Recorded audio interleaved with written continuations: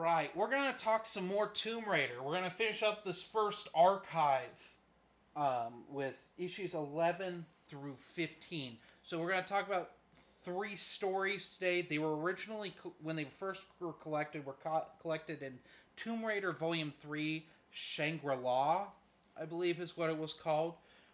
Let's start with Tomb Raider issues 11 through 12, which is called Shangri-La, which is about Lara Croft and Chase Carver trying to find Shangri-La, and because Lara has something she needs to do there. Less said about it, the better. I really liked it. I wished it was longer. It's a very short 2 issues, but I thought it was pretty good, and I'd give it a good 3.8 out of 5. It's worth your time. The ending's pretty sad, but it's more character development for Lara. Next, we go to issues 13 and 14, which are called Jungle of Honduras. And in this, once again, Lara and Chase are going after some cursed gold, because Chase needs money very badly. But the key to these 2 issues, we find out how Chase Carver ruined things between him and Lara Croft when they were still together, when they were a couple.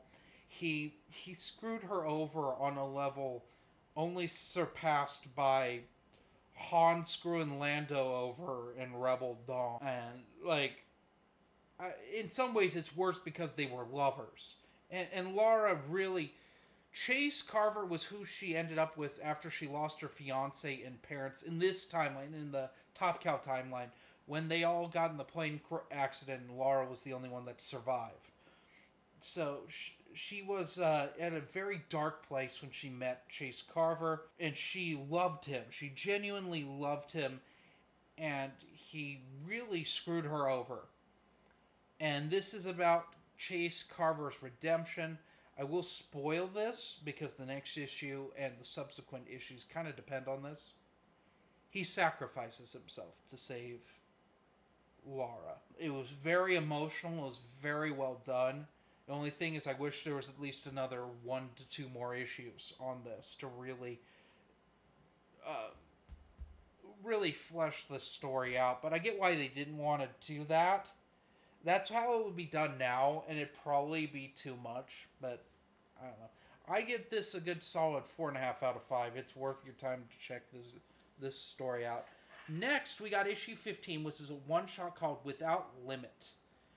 And in this, a sort of Necronomicon-esque book is unearthed in Boston, and Lara is there still grieving Chase, and also understanding that she shouldn't bring him back from the dead, but does his sister know that? And that's kind of what this issue is about. It's very brief. It's told from her assistant's perspective. And it's really kind of setting up things for the next arc. We're starting to build to like a... not necessarily a climax, but we're getting more interconnected with the stories.